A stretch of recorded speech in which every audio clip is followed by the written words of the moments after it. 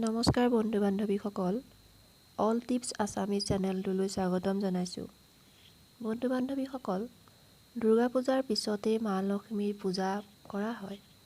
হিন্দু ধৰ্মৰ মতে এই দিনটিত গৃহত মা লক্ষ্মীৰ পূজা কৰিলে সুখ সমৃদ্ধি আৰু ধন সম্পত্তিৰ আশীৰ্বাদ প্ৰদান কৰে।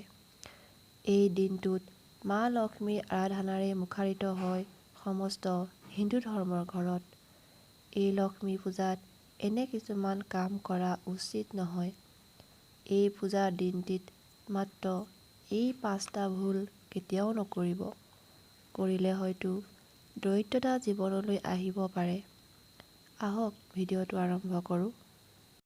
লক্ষ্মী পূজাত এই 5টা ভুল কেতিয়াও নকৰিব।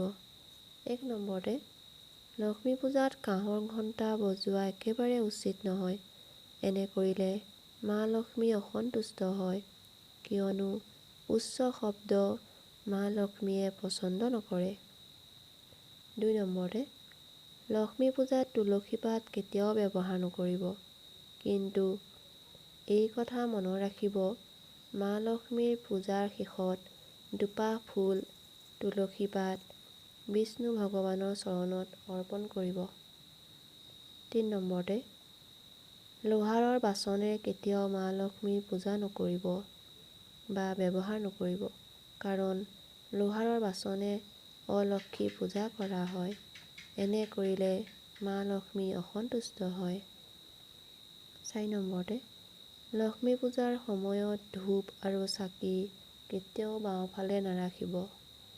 5 নম্বৰতে, লক্ষ্মী পূজাত কেতিয়াও বগা ফুল ব্যৱহাৰ নকৰিব, কাৰণ মা লক্ষ্মী হৈছে বিবাহিত। মা লক্ষ্মীৰ চৰণত ৰঙা বা গোলাপী ফুলহে অৰ্পণ কৰিব। যদি মোৰ ভিডিঅ'টো ভাল লাগিলে লাইক আৰু শ্বেয়াৰ কৰিব। নতুন ভিডিঅ'ৰ ন'টিফিকেশ্যন পাবৰ বাবে মোৰ চেনেলটো ছাবস্ক্ৰাইব কৰিব। ধন্যবাদ।